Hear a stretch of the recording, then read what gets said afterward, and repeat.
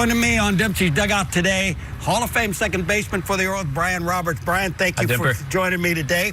I want to talk about some of the things I know you were really good at.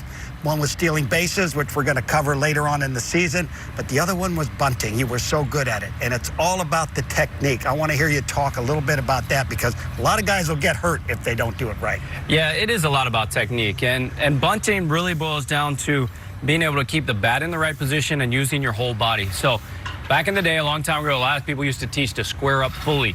I don't like that because of safety issues. It can't adjust. No, it opens you up to a fastball right at your face. So when we're doing this, we're going to get in our regular batting stance.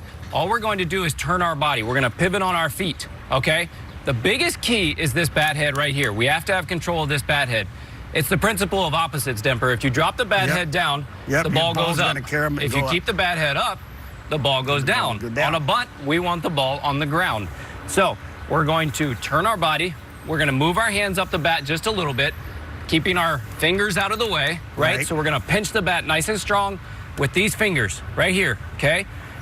Now, we're going to keep the bat out in front of us, so the bat has to be out in fair territory. If the bat is back here in foul territory, the ball is going to go foul more times than not.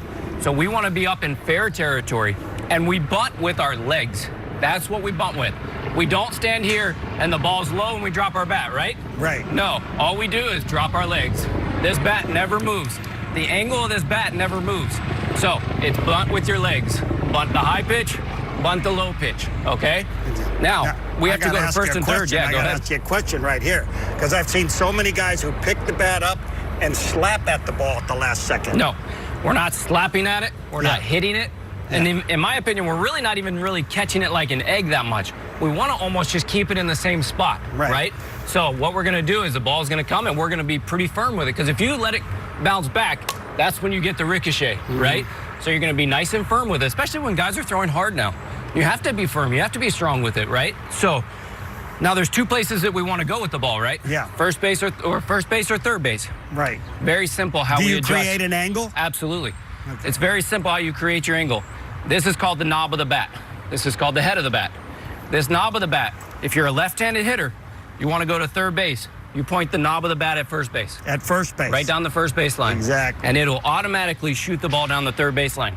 So we get here, we point the knob of the bat right here, down that first base line, out in front of us, bat head up, boom, it's going to go down the third base line.